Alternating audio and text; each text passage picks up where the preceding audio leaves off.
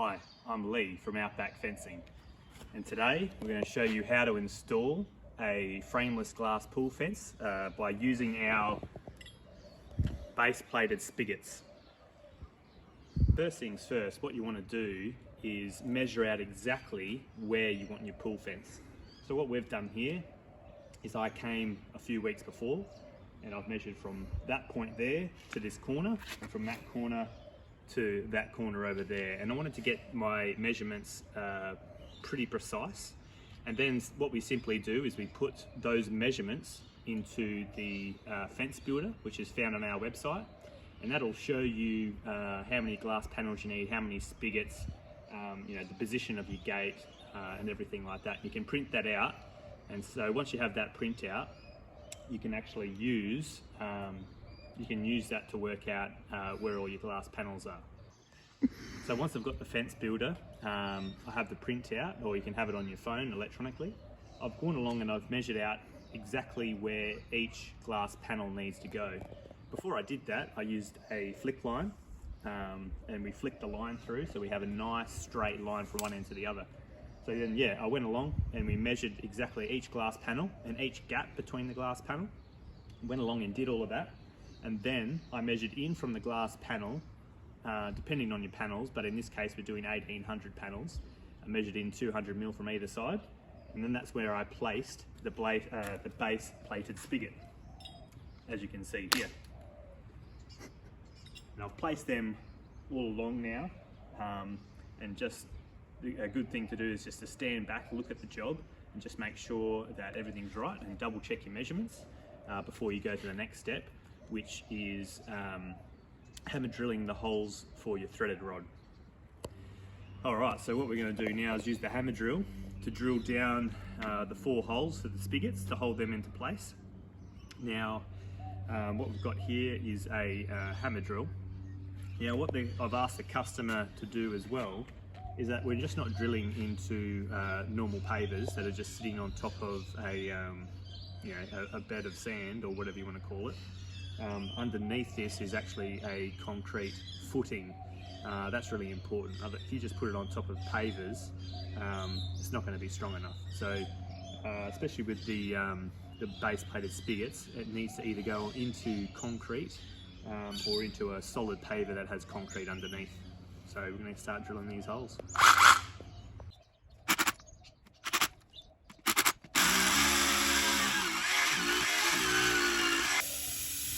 Alright, so what we've done is we've drilled down the holes approximately that far for the threaded rod in the 4 positions here for the base plate, as you can see. So what we want to do now is we're just going to clear those holes out. So there's 2 options that you can do.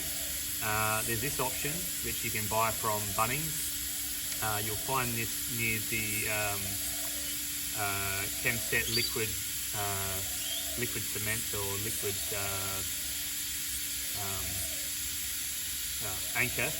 This is where you'll find that. So you can simply put this down the hole and then bring that back up, and that'll just get rid of all the loose stuff around the hole. It's quite effective. What I like to do is buy an air compressor and blow the holes out. Now, this is an effective way to do it. Now, you don't have to buy an air compressor. You can actually buy a can of compressed air at Bunnings. Probably on special order, you might not find it on the shelf. But if you don't want to buy an air compressor, if you don't have one, you can just simply buy one of those. It's just as effective. So what we do is we just blow these holes out.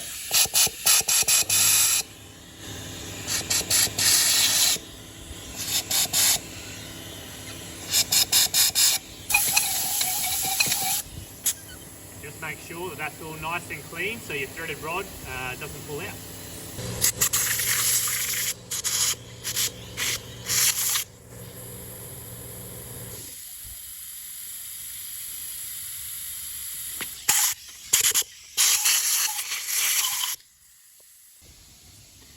Right, so once you've drilled the holes and cleaned them out thoroughly and blown them out, what you want to get now is the chemical anchor.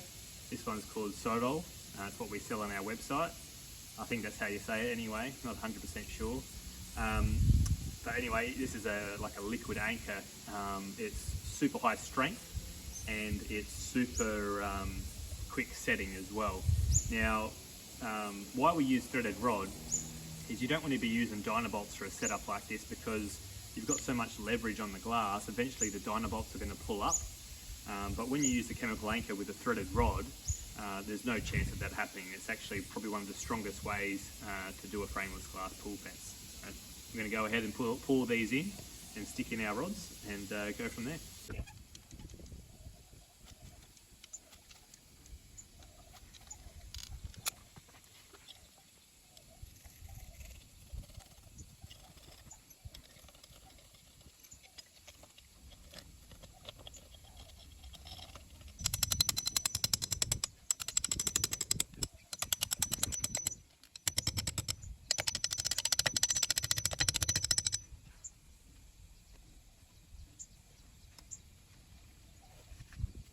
Alright, so we've waited for the liquid anchor to set for about an hour.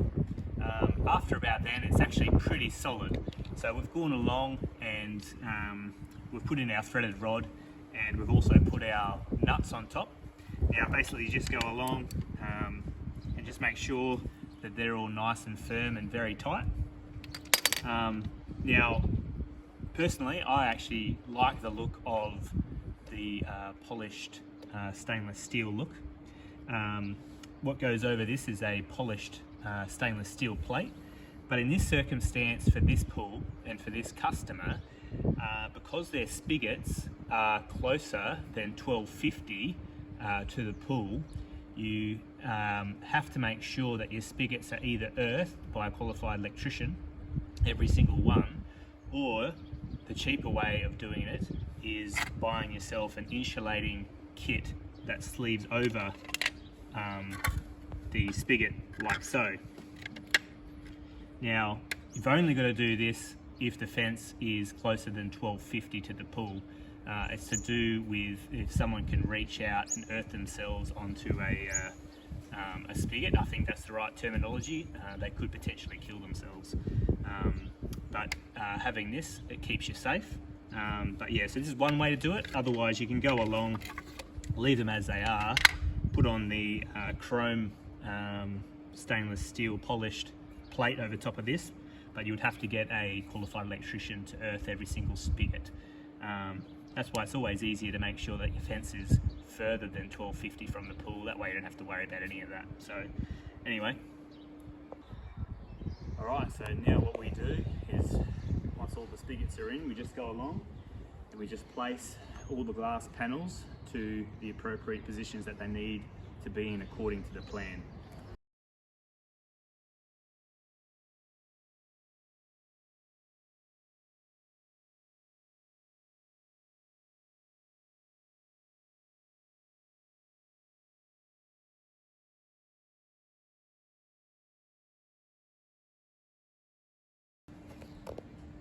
Alright, so once you've got all the glass panels in place and you've got them in the right spot in terms of the length and the gaps, what you want to do next is make sure that your spigots are nice and level. Now I would suggest before you even put the glass panels in, just make sure that the pavers are level and that the base plates are level on the pavers, because you might need to put a little level on the base plate and get that level first before you put the glass in. It's much easier to do that before you put the glass in.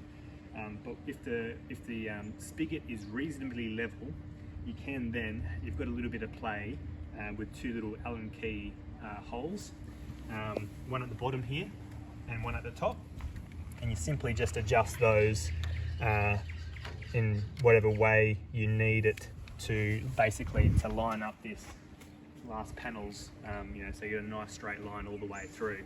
So it can be a little bit fiddly, but yeah, it takes a little bit of time, but it makes it look really nice at the end as well. And last but not least, you put on your glass gate.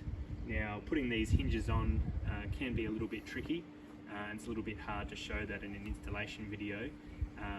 But the instructions of each particular supplier or product is it can be found online.